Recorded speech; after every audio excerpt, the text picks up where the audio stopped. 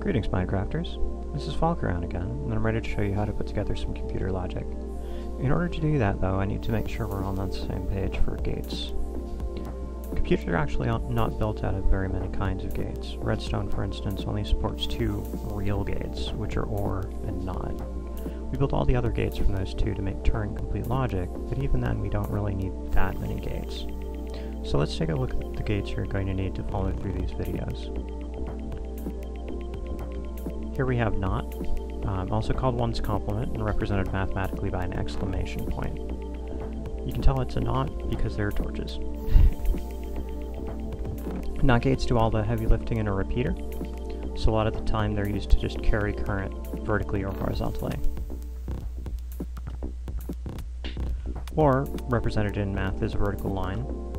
It's a pretty solid concept once you realize it's just running 2 wires together. A lot of times you'll get current feed backwards, so I use repeaters to isolate my inputs.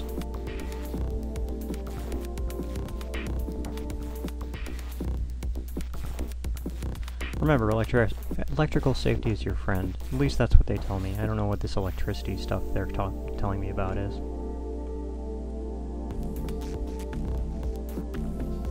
This is the classic repeater example.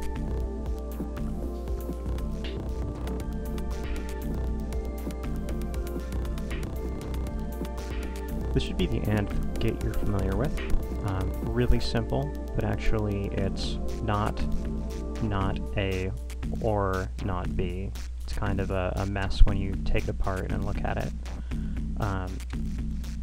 Mathematicians know this as a kind of funny looking caret or an upside down U. We usually use an ampersand because it makes more sense to us. This is an XOR gate.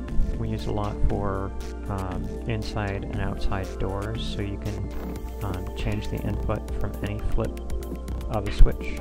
It's actually an exclusive OR, and it happens to also have the same truth table as addition as a naive 1-bit addition. So this is just an alternate compact form.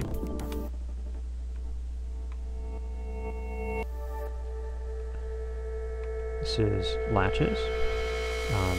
I'm only using RS nor latches, so these guys are really straightforward.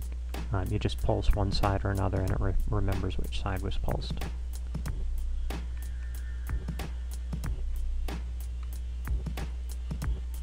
And I use typically the 4-torch version for geometric reasons.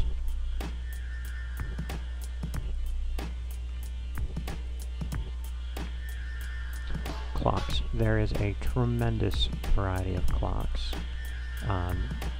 It used to be that people would always learn this version first, the 5 clock, but this is actually going out of style really fast because it's so slow. Typically our clocks look a lot more like this. Yeah.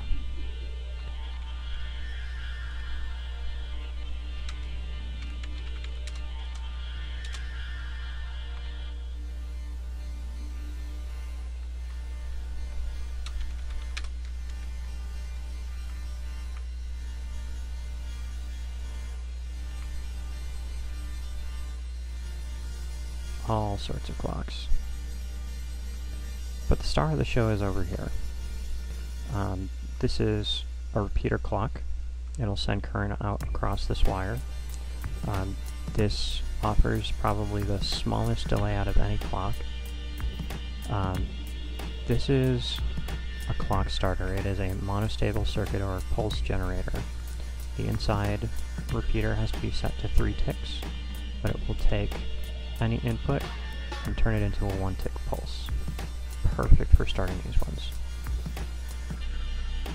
This is actually a transistor, a piston transistor, and I have it rigged to start, or I have it rigged to stop the clock when the switch is removed.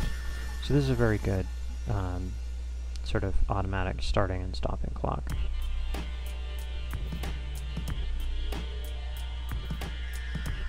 We also are going to use a couple of custom gates. And this is my double input AND gate, which is also kind of a 2x2 demultiplexer. It's actually a specialized AND gate. Almost all of these are specialized AND gates. This is A but not B. We could have put a NOT in front of here, but instead of that I took away a NOT from this side and put a repeater instead to isolate the current. And it still works.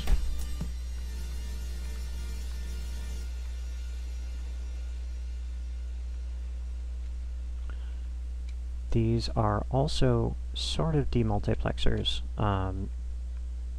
These are binary to decimal converters, or I'm sorry, yes. So each one will detect a certain number based on the inputs, actually go in this order.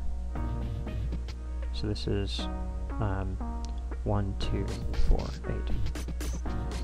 8. And the reason we call them demultiplexers is on these 4 lines we have all the numbers between 0 and 16 multiplexed on these 4 lines.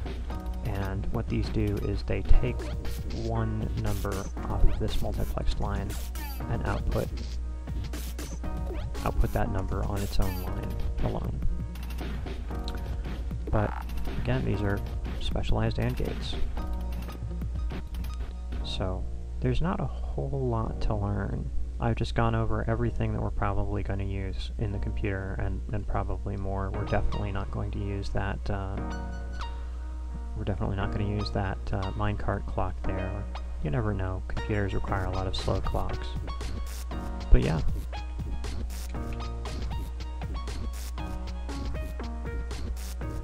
What we'll cover next, hopefully, if things go well.